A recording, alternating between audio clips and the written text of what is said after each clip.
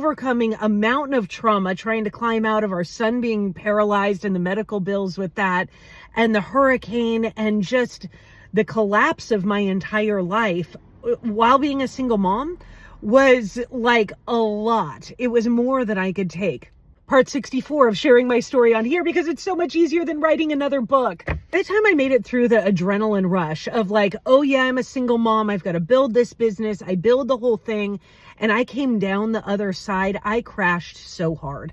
I was like just tired, and I couldn't maintain, and showing up on social media was difficult.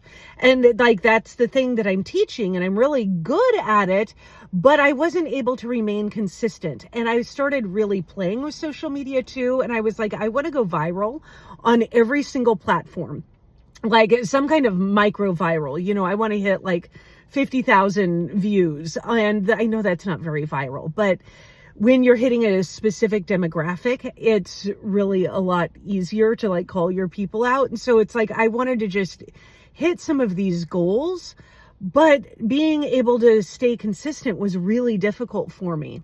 And around the same time, one of my friends who's a part of the program, Storytelling for Profit, she introduces me to human design.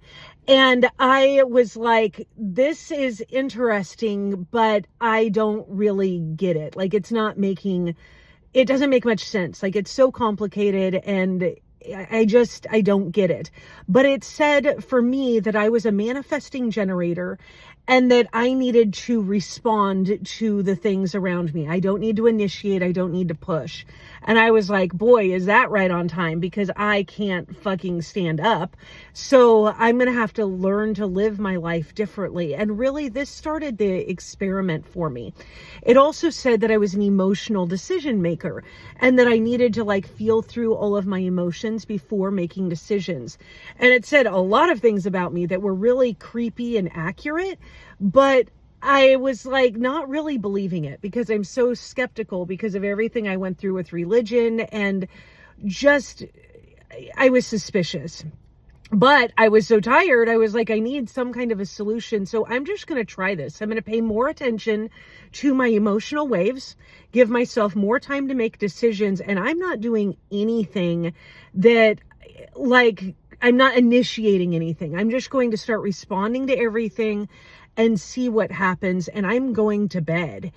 And that's not normally what's advised when you're a single mom and responsible for all the bills, is to just like quit doing everything. But it fit right along with everything else I was doing, because, you know, a few years prior, I was like, I'm not doing anything that doesn't bring me joy or make me money. And now I'm like, you know what? I think I'm just not going to do anything that doesn't bring me joy. Money will just come to me, because it just will. Like, it seems like no matter what I do, it's a struggle. So what if I just got rid of the struggle and just quit? And this really sent me down this path of just learning how to rest. Like, that soul rest that we need. You know, it's one thing to get enough sleep, but it's a different thing to like actually have soul rest, where you're not vegging out, you're not like coping. You're able to just truly embody rest and relax. And that took me a long time to figure out. But I did that by like laying on my floor for 3 or 4 hours a day, because I just couldn't get up. I'm like, I'm going to lay here and just meditate and pray and stare at my ceiling until something breaks free, because I don't have the energy to do anything else. And if the universe wants my bills paid, then she's just going to have to, whoever it may be, is just going to have to pay my bills, because I just cannot go on. And this started the craziest season, because I just did marketing hit and miss only when I felt it.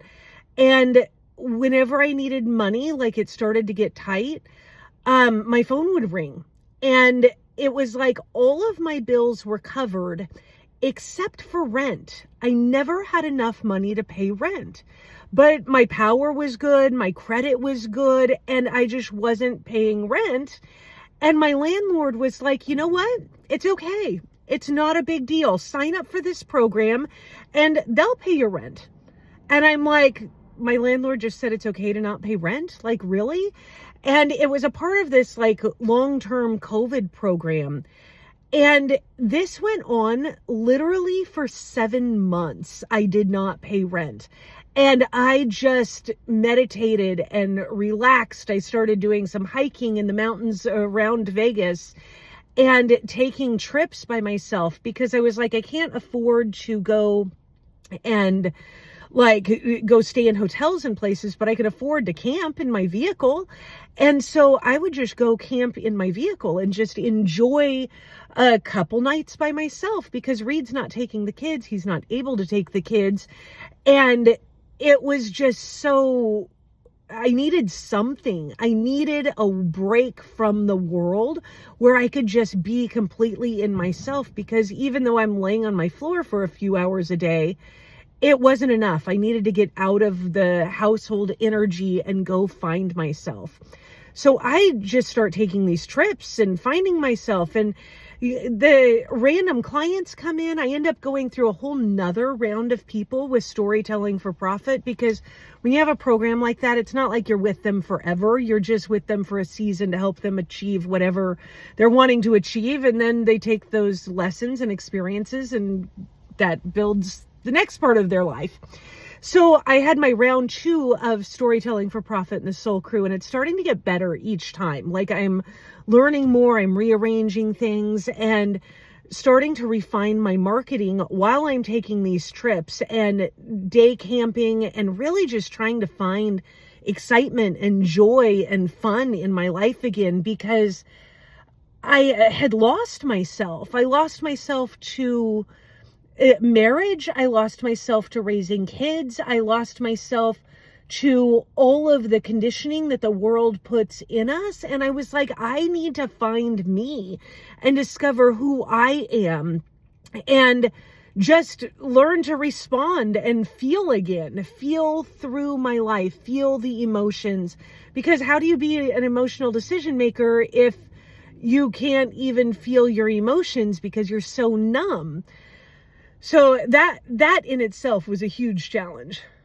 And the most amazing miracles are like happening all the way through. I don't know how else to call it besides a miracle, because like one day I just literally wished for a Instapot. It was just like a passing wish. Gosh, I wish I had one of those. And that was it. And literally like the next day, one of my neighbors comes over and she's like, I have this brand new Instapot and I used it once. I don't like it. Do you want it?